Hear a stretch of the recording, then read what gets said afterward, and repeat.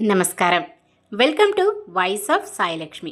ఒక బిచ్చగాడిని చూసి ఒక డబ్బున్న వ్యక్తి అడిగాడట, కష్టపడకుండా ఎందుకు అడుక్కుంటున్నావు అని. దానికి ఆ బిచ్చగాడు, సార్, నాకు అనుకోకుండా ఉద్యోగం పోయింది. గత 1 సంవత్సరంగా నేను మరో ఉద్యోగం కోసం ప్రయత్నిస్తున్నాను.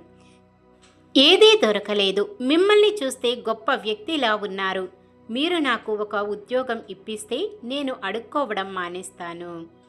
నీకు తప్పకుండా సహాయం చేయాలని అనిపిస్తుంది, కానీ నీకు ఉద్యోగం ఇప్పించాలని నా ఆలోచన కాదు. నేను మరొకటి ఆలోచించాను. మరొకటా? ఏదైనా సరే, నా సమస్య తీరితే చాలు అన్నాడు బిచ్చగాడు. నిన్ను నా వ్యాపార భాగస్వామిని చేయబోతున్నాను అన్నాడు సావుకారి. ఏంటి, వ్యాపార భాగస్వామినా? ఆశ్చర్యపడ్డాడు ఆ బిచ్చగాడు. అవును, నాకు 100 ఎకరాల వ్యవసాయ భూమి ఉంది. అందులో పండే ధాన్యాలను నువ్వు మార్కెట్లో అమ్ముకోవచ్చు. నీకు దుకాణం పెట్టడానికి స్థలం, ధాన్యంతో సహా అన్నీ నేను ఇస్తాను. నువ్వు చేయవలసింది ఒక్కటే, ధాన్యాలను అమ్మి లాభంలో నాకు వాటా ఇవ్వాలి, అంతే అన్నాడు సావుకారి. పెట్టుబడి పెట్టకుండా ఇలాంటి అవకాశమా? దేవుడు కన్ను తెరిచేశాడురా బాబు అని బిచ్చగాడు మనసులో సంతోషపడ్డాడు. సార్, అది లాభాన్ని మనం ఎలా పంచుకోవాలి? మీకు 90%, నాకు 10%, లేక మీకు 95%, నాకు 5%? ఎలా ఆసక్తిగా అడిగాడు బిచ్చగాడు.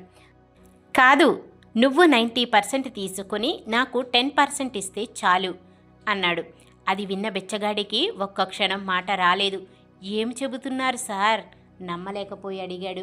అవును, నీకు 90%, నాకు 10% చాలు.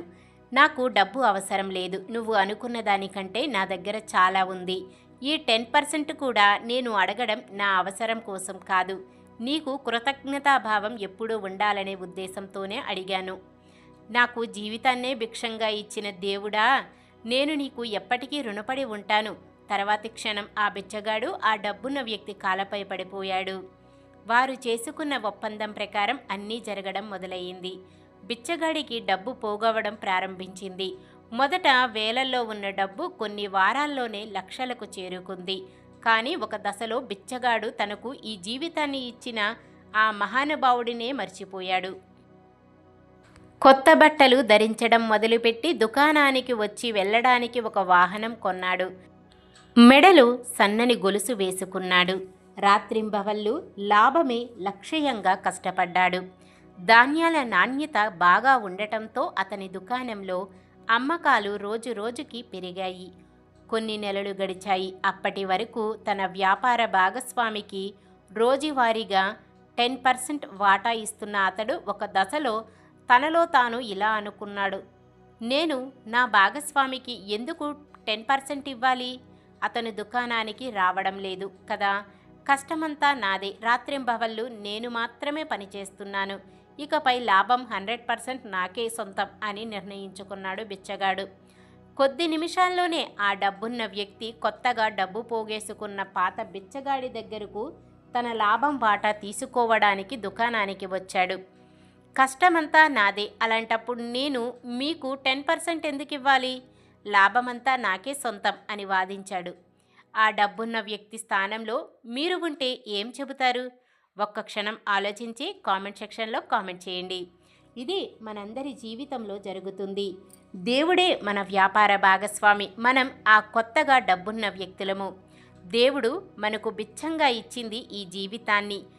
ప్రతి క్షణాన్ని, మనం పీల్చే ప్రతి గాలిని, 5 జ్ఞానేంద్రియాలను మనకిచ్చి వాటిలో ప్రతి దానికి ప్రత్యేక శక్తులను ఇచ్చాడు దేవుడు. అది మాత్రమేనా?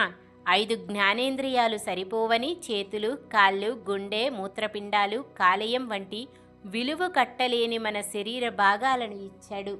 ఇలా దేవుడు మనకిచ్చిన వాటిని లెక్కించడం మొదలు పెడితే అది ఎప్పటికీ అంతం కాకుండానే ఉంటుంది. ఇంత ఇచ్చినా ఆయనకు కేవలం 10% సమయాన్ని మాత్రమే మనం పంచుకోవాలని అతను ఆశిస్తున్నాడు. అది కూడా అతని అవసరం కోసం కాదు. అతనికి ఏ అవసరాలు లేవు.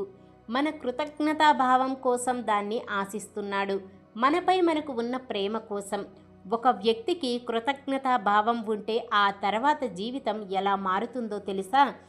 దేవుడిని పూజించడం, వేదాలను చదవడం, దేవాలయానికి వెళ్ళడం, సేవ వంటి వాటిలో మనల్ని మనం నిమగ్నం చేసుకోవడం, లేదా తోటి మనుషులకు సహాయం చేయడం, ఇవన్నీ చేయడం మన కోసం, మన మంచి కోసం అయినప్పటికీ దేవుడు మనకు ఇచ్చిన ప్రాణం, శరీరం, అవయవాలను అతను చెప్పిన మార్గంలో, అతను కోరుకున్న మార్గంలో నడుపుతున్నాము అనే తృప్తితో ఇవన్నీ ఇచ్చిన మన దేవుడికి మనం కృతజ్ఞతతో ఉన్నామని చూపించడానికే, అంతే తప్ప దేవుడికి అది అవసరం కానే కాదు.